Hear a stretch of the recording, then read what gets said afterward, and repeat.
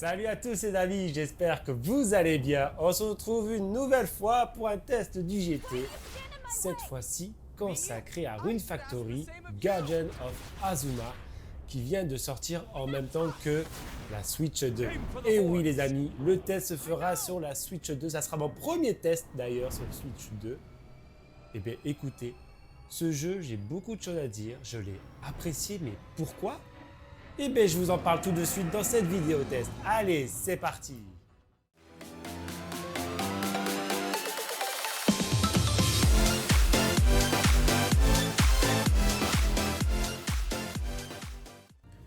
Une fois n'est pas coutume les amis, commençons par l'histoire. Dès le début, il faudra choisir entre deux personnages. Et sachez que cela aura un certain impact sur le déroulé de l'histoire. Ici, tout commence lors d'un affrontement de dragons, où nos deux protagonismes s'affrontent. Et très vite, vous voilà plongé dans un monde, Azuma, qu'il faudra sauver d'un bien mal mystérieux. Ce mal, vous ne le verrez pas tout de suite. Ce mal gangrène le monde d'Azuma. Et c'est dans une première partie que vous voilà parti en quête de sauver les divinités des différents villages. Village du printemps, village de l'été, village de l'automne et village de l'hiver. Et si je dois vous le confesser que la première partie du jeu n'est pas la plus passionnante, elle pose au moins les bases du jeu et vous prépare à une deuxième partie beaucoup plus allaitante où révélations et décisions seront prises par notre personnage pour sauver ce monde qui est en proie à la destruction. Mais avant d'arriver à cette deuxième partie, il vous faudra passer au moins une bonne quinzaine d'heures sur la première partie. Car oui, le jeu est lent, le jeu est très lent. Comptez environ 15 pour la première partie et 15 à 20 heures pour la seconde partie du jeu. Et ça, je ne vous parle que pour la principale, car si vous rajoutez les annexes qui sont en fait des quêtes secondaires qui vous permettent de développer vos liens avec vos personnages, et bien vous pouvez bien doubler voire tripler le temps de jeu, c'est-à-dire que le jeu peut avoir une durée de vie entre facilement 60 à 70 heures si vous êtes complétionniste, si vous aimez les quêtes annexes. À cela, rajoutez des quêtes commandes où en fait vous allez sur un tableau et les personnages vous demandent par exemple de vous ramener du blé ou de ramener des concombres ou bien encore de tuer des monstres. Et là vous avez à peu près tout ce qui se fait en termes de quêtes annexes. Attention, je parle de quêtes annexes, je parle pas du housing du jeu, du côté building de village, où là, ça va vous prendre vraiment beaucoup de temps, car dans les 4 villages, il va falloir les reconstruire, dans des zones prédéfinies certes, mais en tout cas, il va falloir planter, il va falloir arroser, il va falloir cultiver, il va falloir mettre des nouveaux bâtiments qui se développent au fur et à mesure de l'aventure, et au fur et à mesure que vous allez poser des actions dans le village, ces villages vont monter en niveau et vont vous permettre de débloquer soit des nouveaux bâtiments, soit des nouvelles récoltes, soit des nouvelles zones aussi, ou bien encore des villageois. Et ces villageois-là, ce qui est intéressant, c'est qu'ils vont pouvoir, au fur et à mesure de l'aventure, prendre votre place, ils vont pouvoir aller miner, ils vont pouvoir aller couper du bois, bien tenir des échoppes.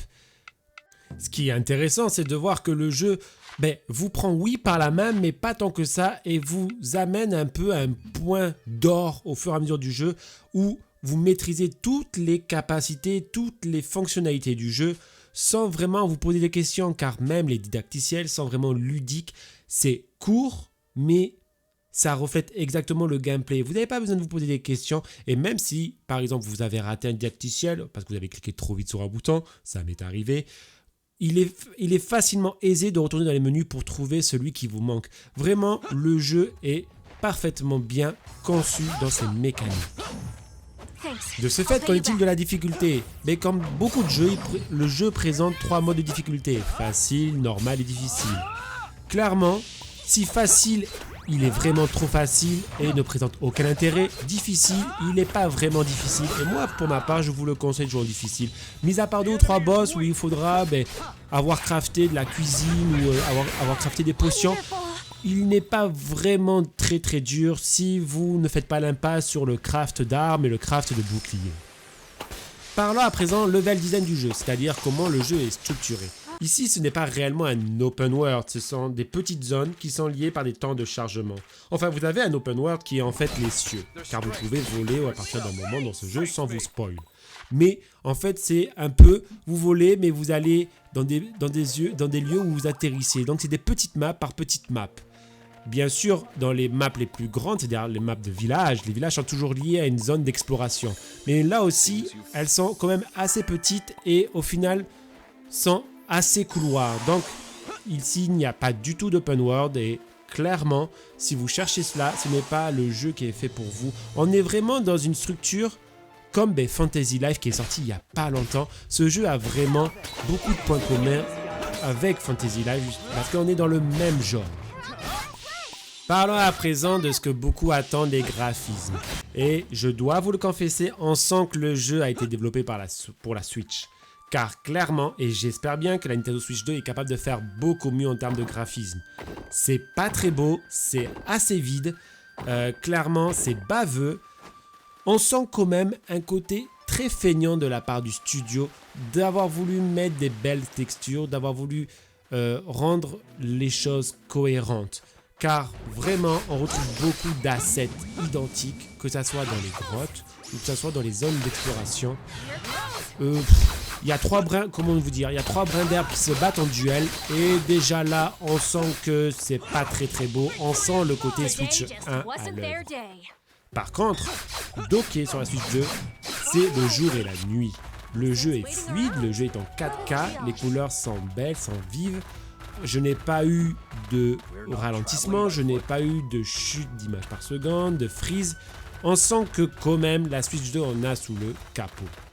Toutefois les amis, quand vous vous habituez à jouer en mode docké, croyez-moi que quand vous passez en mode nomade, ça demande un temps d'adaptation.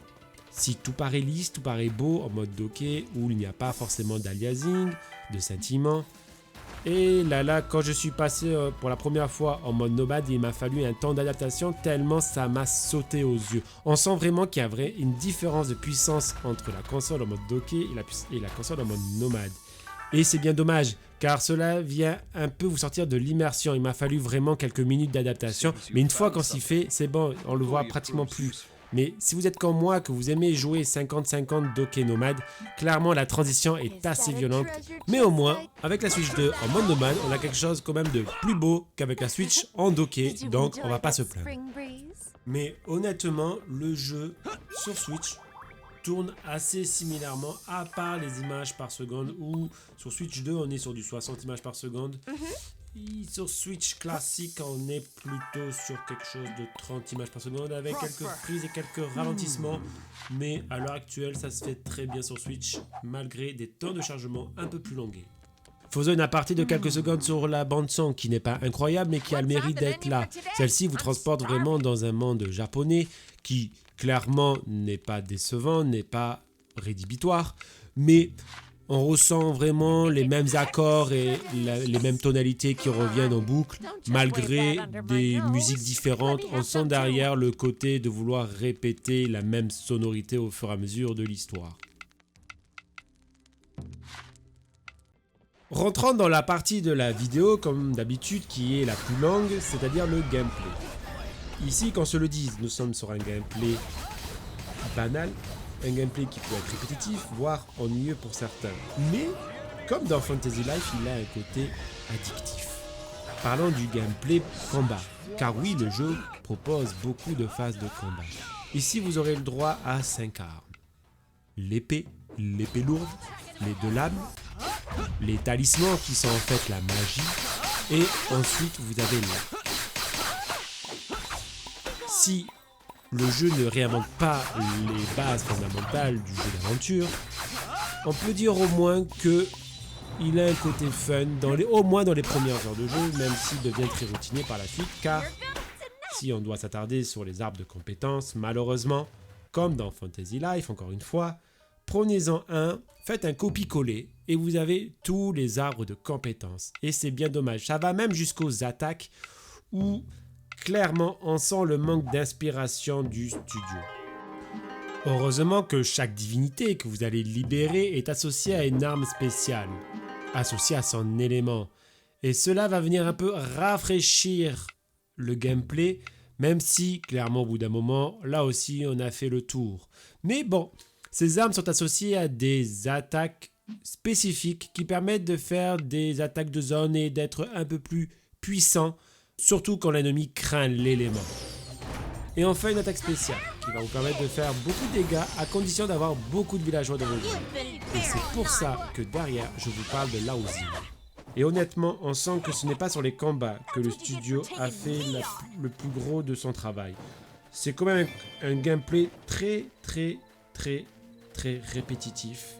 Et au final, vous avez vu une arme, vous avez pratiquement vu toutes les autres armes. Même si ils ont fait l'effort de rajouter des effets élémentaires comme le feu, le vent ou l'eau. Ça casse pas trois pattes un canard et clairement, même si vous ne tirez pas compte des affinités des ennemis, vous arriverez grand sans mal à vous battre et à en venir à bout.